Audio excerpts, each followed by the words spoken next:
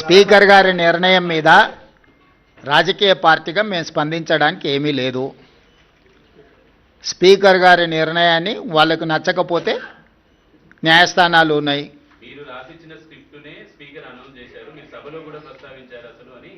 ఇప్పుడు నేను వాళ్ళ అవగాహన రాహిత్యానికి జాలి పడుతున్నా. పదే పదే హరీష్ రావు గారు శాసనసభలోనే మేము 37 మంది శాసనసభ్యులు ఉన్నాం, మాకింత సమయం ఇవ్వాలని మాట్లాడింది మీరు కళ్ళతో చూసిరు, మీరు చెవులతో విన్నారు, అవునా? ప్రతిసారి శాసనసభ ముగింపు సమావేశాలలో స్పీకర్ గారు ఒక బులెటిన్ ఇష్యూ చేస్తారు. ఏ పార్టీకి ఎంతమంది శాసనసభ్యులు ఉన్నారు, వారు ఎంతెంత సమయం మాట్లాడినరని ప్రతిసారి బులెటిన్ ఇష్యూ చేస్తారు స్పీకర్ గారు. ఇప్పటివరకు జరిగిన అన్ని శాసనసభ సమావేశాల ముగింపులో స్పీకర్ గారు స్పష్టంగా ప్రకటించారు. ఏ ఒక్క రోజు కూడా స్పీకర్ గారి నిర్ణయాన్ని వాళ్ళు ప్రశ్నించలేదు. రెండవది, మొన్న జరిగిన శాసనసభ సమావేశాల్లో హరీష్ గారు స్పష్టంగా చెప్పారు, మా నెంబర్ 36, 37 ఉంది, మా సమయం ఇంత రావాల్సిందే, మాకంత సమయం ఇవ్వమని అడిగినారు. టీవీలో పేపర్లో మేము చూసిన ప్రతి నెల 5,000 రూపాయలు ఎమ్మెల్యేల నుంచి వాళ్ళ టీఆర్ఎస్ ఎల్పీ నిర్వహణ కోసము డబ్బులు కూడా తీసుకున్నారని. లావాదేవీలు బాగానే ఉన్నాయి, వ్యవహారం బాగానే ఉంది, వాళ్ళ పేరు మీద మైకు కావాలి, వాళ్ళ పేరు మీద మాటలు కావాలి, వాళ్ళ జీతాలలో వాటాలు కావాలి.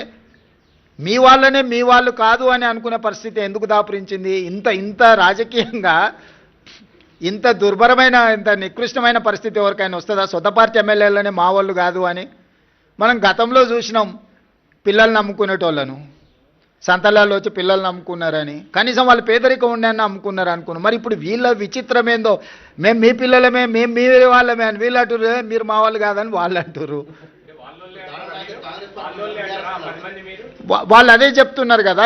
ఎవరి ఇప్పుడు దాంట్లో ఎవరు మైనర్స్ లేరు, అందరు మేజర్లే కదా, విజ్డమ్ ఉన్నోళ్ళే కదా. ఆ మేజర్స్ విజ్డమ్ ఉన్నోళ్ళే వాళ్ళు ఎవరో చెప్తున్నప్పుడు నీ అభిప్రాయంతో నా అభిప్రాయంతో ఏం పని ఉంది?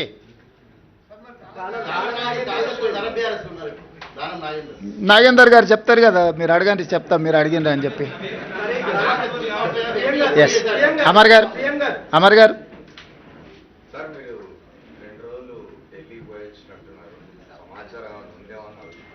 దేని గురించి? సంజయ్ రౌత్ ఒక స్పెసిఫిక్ స్టేట్మెంట్ చేసినాడు. డిసెంబర్ 19 నాడు ప్రైమ్ మినిస్టర్ మారబోతున్నాడు,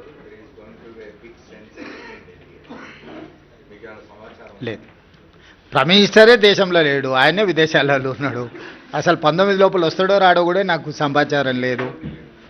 కాబట్టి మార్పు గురించి ఐ డోంట్ నో. అంటే ఆయన స్టేట్మెంటు నా దృష్టిలో లేదు, మార్పు విషయం అసలే లేదు. ఎందుకంటే అది ఎల్పీ తీసుకోవాల్సిన, లెజిస్లేచర్ పార్టీ తీసుకోవాల్సిన నిర్ణయం నా దృష్టిలో లేదు.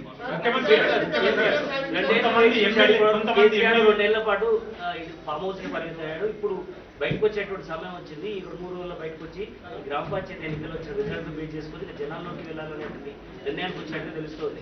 దాని ఎట్లేముంది, 2023 కంటే ముందు కేసీఆర్ బయటనే ఉన్నారు కదా.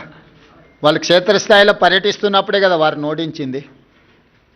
వారు క్రియాశీలక రాజకీయాలలో ఉన్నప్పుడే కేసీఆర్ గారిని ఓడించి కాంగ్రెస్ పార్టీ అధికారంలోకి వచ్చింది. ఇప్పుడు వారు క్రియాశీలక రాజకీయాలలోనే లేరు. గజ్వేల్ అసెంబ్లీలోనే కాంగ్రెస్ పార్టీ మెజారిటీ గ్రామ పంచాయతీలు గెలుచుకున్నది. అంటే గజ్వేల్ నియోజకవర్గ ప్రజలు కూడా కేసీఆర్ గారు క్రియాశీలక రాజకీయాలలో లేరు, రాజకీయాలతో వారికి సంబంధం లేదు.